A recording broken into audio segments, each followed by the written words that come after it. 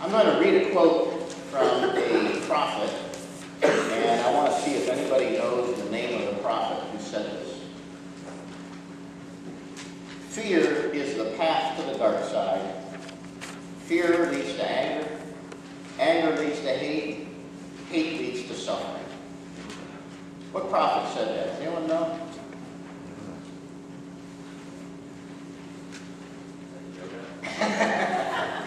The prophet Yoda said that, actually. And you know what one it was? It was the third one, wasn't it, or something like that? It was like the third movie, wasn't it, or something? It was like the third movie. So after we got to know him a little bit, it makes sense. How many times would you guess that God, or one of God's prophets, says, "Do not be afraid" in the Bible? How many times would you guess that shows up in the Bible? 50? 150? 366 times. Isn't that amazing? How could that be? 366 times in the Bible. We hear the words directly from God or someone representing God. Do not be afraid. During this season of Lent, one of the processes that we have to go through is we have to reinterpret all the classic words of theology and of the church. And one of those words that probably is most understood is the word sin. And as we prepare to confirm our confirmands, it reminds me that we have a lesson in the United Church of Christ confirmation book that talks about sin as isolation, sin as separation, and sin as loneliness. And sin is something that isolates us from other people. It isolates us from God, and it isolates us from our true selves. It keeps us from feeling good about ourselves. And in the season of Lent, I'm going to be gone in Mexico 2 weeks from today, but with the remaining Sundays of Lent, I'm going to take each one of those aspects and talk about it. I just want to give a general introduction today to that theme, because our church leaders chose as our mission statement, celebrating and embracing God's love. And we felt that it was very important to emphasize that people embrace God's love for them. The word celebrate, the word embrace is found throughout the Bible. And in our passage today, Jesus longs to embrace the people of Jerusalem. One of the things that happens to us when we're anxious or when we're afraid is that we become paralyzed and we don't do anything because we're afraid. But perhaps the best thing that we can do if we're anxious or afraid is that we can start working toward a solution to the thing that makes us afraid. We can start working our way toward a solution to the problem. We try to do that with our green team. We hope you can come and listen to some of the top environmentalists and what they have to say about ways in which we can move toward not being afraid anymore about climate change and bad things that seem to be happening on the earth. You can come in April and you can meet a peace walker who on April 3rd is going to be here at Trinity on Wednesday night. He's walking from the far side of Indiana to the far side of Pennsylvania to raise awareness about violence and to raise money for peace schools and inner city schools. We can't be compassionate with other people until we can be compassionate with ourselves. And this Lent, I hope you might work on that angle. Embracing God's love for you. And to ask yourself the question, and this is a serious question, are you compassionate with yourself?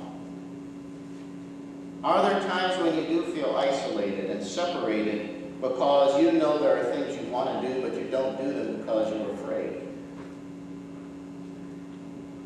Someone mentioned evaluations at work, and that you know how those evaluations go. They'll tell you 20 things that they like about you and that you do well, and then they've always got that one thing that you could do better. You know how those evaluations work? They always have to have that one thing. And so what do you think about when you go home from that evaluation? You think about the 20 things that they said you do well? It's not likely. You're probably focusing on that one thing that they said you need to do better about. And we are geared toward finding worth in ourselves and in other people. And sometimes we get into this terrible cycle of judging other people and lowering their worth in our own eyes. And when we do that, it lowers our own sense of self-worth. I think that the passage today is completely believable. We know that Jesus was always at prayer. He believed at prayer. He went up by himself often in the Gospels and prayed. And it's completely believable that he would have found a spot outside of the city where he could look down upon Jerusalem so that he would have a perspective on it, so that he could pray for everyone and actually visualize them. And you've probably done the same thing on a mountain or some high vantage point. You've looked down at a civilization or a very large city, and you've been in awe at the amount of human activity in it. And you think about how the people in that city live. And in those prayers and in Jesus' imagination of all the things that are going on in Jerusalem, he has a lament. And it's not in our passage today. I almost read it into there because it's in Luke and Matthew. And in Matthew, he records Jesus as saying, "I wish that you knew the things that make for peace." And maybe those are the same things that Jesus was saying in his prayer today in Luke. I wish you knew the things that make for peace.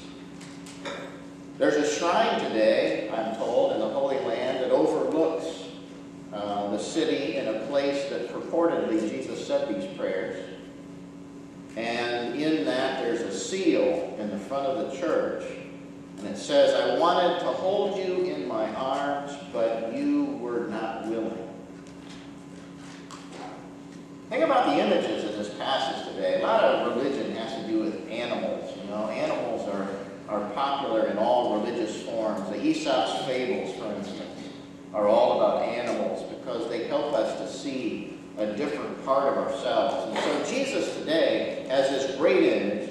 In his classic way, he subverts our way of looking at the world, and he calls himself a mother hen. Now, a lot of us today might think that that's a negative image, right? Stop mothering me. You ever said that? You're smothering me. You're just a mother hen. But in the ancient world, it was a positive thing because they were an image of fidelity, of faithfulness, of protecting something that was vulnerable. I heard a story about hippopotamus. And there was this hippo who gave birth at the zoo. And I think it was in the Midwest somewhere. And this hippopotamus had 2 babies. And hippopotamus apparently are very protective of their young. And this zoo wanted to have a big ceremony whereby they named the 2 babies. But they couldn't get close enough to see if they were boys or girls. And one of the zookeepers went in the cage and was actually chased out by a hippopotamus because she got too close to the babies. Now, I don't know what a hippopotamus would do to you if they caught you, but it's probably not very good, whatever that would be. But think about this protective image that Jesus has. this protective image. People are like sheep without a shepherd. You kind of see him thinking that to look down upon Jerusalem. They're victims. They're disposable. And history in the book of Luke is written after the fall of Jerusalem in 70 AD when it was nearly completely destroyed. And what we see now when we look at the Wailing Wall in Jerusalem is what was left of the temple after it was destroyed in 70. So the author of the Gospel of Luke, he has this in his mind that Jerusalem did suffer this fate and that Jesus knew that he could prevent it if he got it through to them. But they didn't know the things that made for peace. See? So this is an interesting interchange, isn't it, between Jesus and the Pharisees. The Pharisees come to Jesus and they say, you know, you better get out of here and go somewhere else. Now, is this a challenge or is it a warning? You know, get out of here, you troublemaker. Quit worrying about these people. Quit trying to protect them and go your own way. Go somewhere else. Because Herod wants to kill you. You better get out. You better not talk about peace anymore. You better behave yourself. This is all designed to make Jesus afraid and to get him to give up and to not do anything and not deal with these anxieties.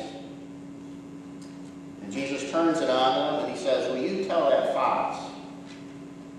Nature of evil is chaotic, right? The fox is the one that the mother hen tries to protect the chicks. And then that great quote, blessed is the one who comes in the name of the Lord. That, of course, is for Palm Sunday. And in a few days, Jesus is going to march into Jerusalem, and his disciples will shout those very words from the psalm. Blessed is the one who comes in the name of the Lord. So it's a prophecy in a way. But like a mother hen, Jesus will not waver. He will not be deterred from protecting the vulnerable people of Jerusalem. And we need to hear the impact of those words of Jesus. You tell that fox for me. What do we do in worship? We look out over the world and we try to gain a perspective of what we ought to pray about. And when we look out over the world and our society, there's no lack of aggressive foxes in our world today. There is no difference in our world today than there was in Jerusalem in 30 AD. And Jesus says, how often have I longed to embrace you and to protect you? Could Jesus ever look at you and say those words, if only you knew the things that could bring peace? Sometimes we aren't at peace with ourselves. Sometimes we're not at peace with other people. Sometimes we're not at peace with God. It was in 1984 that our fellow UCCer, I might add, Everett Koop, when he was a Surgeon General, I admired Koop. He fought the battle for awareness about AIDS when people told him that it wasn't politically correct to do that. He really fought the battle about smoking awareness and the dangers of nicotine and smoking and the toll that it was taking on the public health. But in 1984, those weren't the two public health epidemics that he talked about. Everett Koop in 1984 said that the number one health problem in America was the rising epidemic of violence. 30 years ago, Everett Koop. Epidemic of violence. Today, we have names of cities and we know what they